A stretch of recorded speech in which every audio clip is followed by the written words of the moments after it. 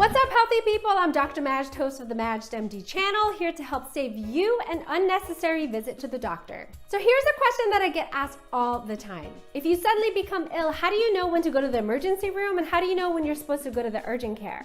Well, it's not always clear-cut, but I'll give you some general guidelines to go by in today's episode. So first of all, the ER is for more serious conditions. It's literally just for that, emergencies.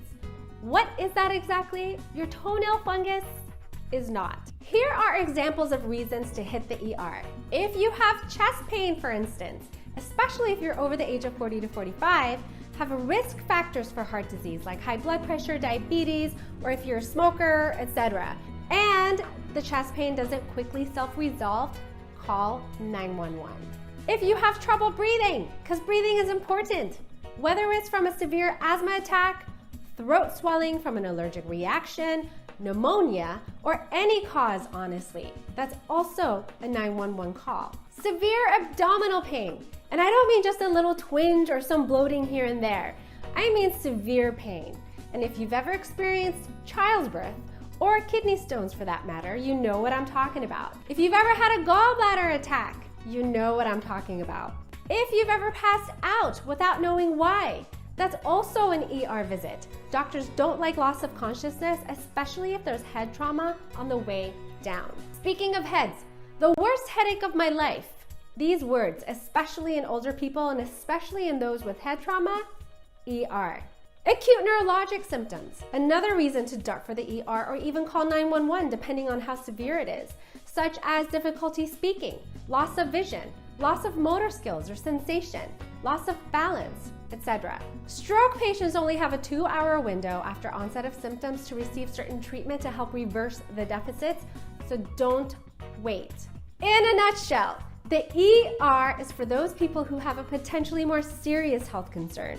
It's also best for those who need a stat emergency study of some sort, like a CT or an MRI, since many urgent care facilities will not have this capability and you'll have to be transported to the ER anyway. So let's quickly talk about the urgent care. It's really meant for, you guessed it, less serious symptoms. For instance, if you have an upper respiratory illness like a cold, please skip the ER. Unless there's an extenuating circumstance, like you're having trouble breathing, of course. Unless you'd like to risk catching the plague on top of what you already have, then yes, by all means, go to the ER. If you're having simple urinary tract infections, and women who have had them, they just know, it hurts. That's also best for the urgent care. If you have a cut that may need stitching, most urgent care doctors are well trained for this, and you can always call the facility to ask first, but don't wait until the next day, because if it's left open too long, then it may surpass the time frame for stitches. Many people don't know that. If you're wondering about a fracture, most urgent care facilities are also well equipped to handle those too. A simple x-ray and a splint or cast and you're on your way out the door. Well, unless it's your leg, then I guess you can't exactly walk away. If you're diabetic and your blood sugar is now over 400 after indulging in that chocolate souffle, you'll be happy to know that most urgent cares are stocked with insulin. But please, just stay away from the souffle. When in doubt, always ask your doctor, because most medical groups also have a covering doctor for off hours and weekends in case you're not sure where to go. Well, if you found the information here useful, please let me know by giving it a thumbs up. And don't forget to hit that subscribe button down there, because you're not going to want to miss any future episodes now, would you?